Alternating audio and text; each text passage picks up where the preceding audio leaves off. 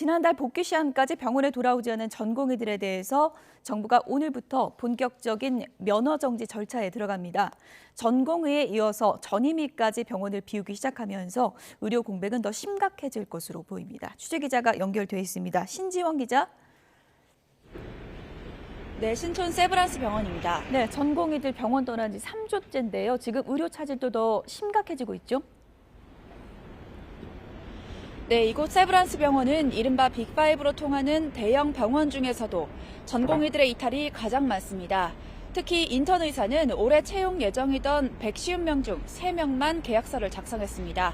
그러다 보니 평상시보다 외래 진료는 20% 가까이 줄었고 병원 내 병상도 절반 정도만 간신히 유지하고 있습니다. 전문의 자격을 따고 추가 수련받는 전임의 이탈도 심각한 수준입니다. 세브란스 병원뿐 아니라 서울 성모, 삼성 서울병원 등 다른 대형 병원에서도 전임의의 절반 정도는 지난달 계약 만료 후 이번 달부터 병원을 떠났습니다. 정부의 최후 통첩에도 실제 병원에 돌아온 전공의는 거의 없는데 오히려 기존에 있던 의료진마저 자리를 비운 겁니다. 이른바 빅5 병원의 경우 전공의는 37%, 전임의는 16% 정도 비중으로 전체 의사의 절반 이상을 차지하기 때문에 중환자 수술이나 외래 진료 공백이 더욱 큽니다. 의료 공백이 더 커지면서 정부는 어제부터 긴급 대응 응급 의료 상황실을 가동했습니다.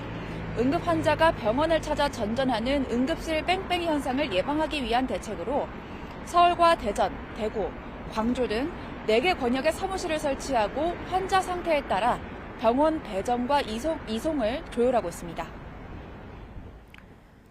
네, 정부가 의료 현장에 돌아오지 않은 전공의들에 대해서는 불가역적 면허 정지를 선언했는데 오늘부터 면허 정지 통보가 시작된다고요?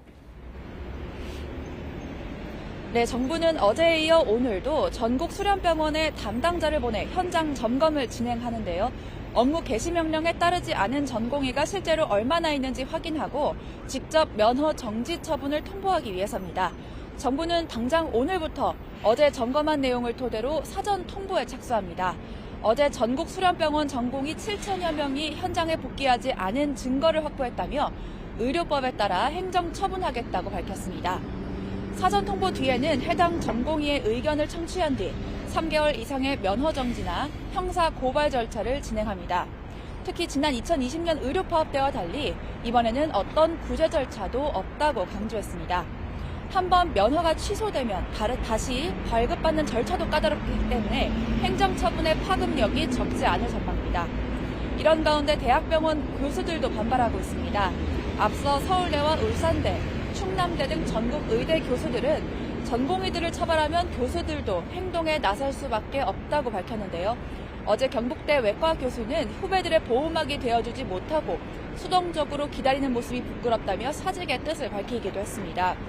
정부가 강경 대응에 나선 가운데 의대생과 전공의에 이어 교수들까지 반발에 나설 경우 의료 현장 혼란은 더욱 커질 전망입니다.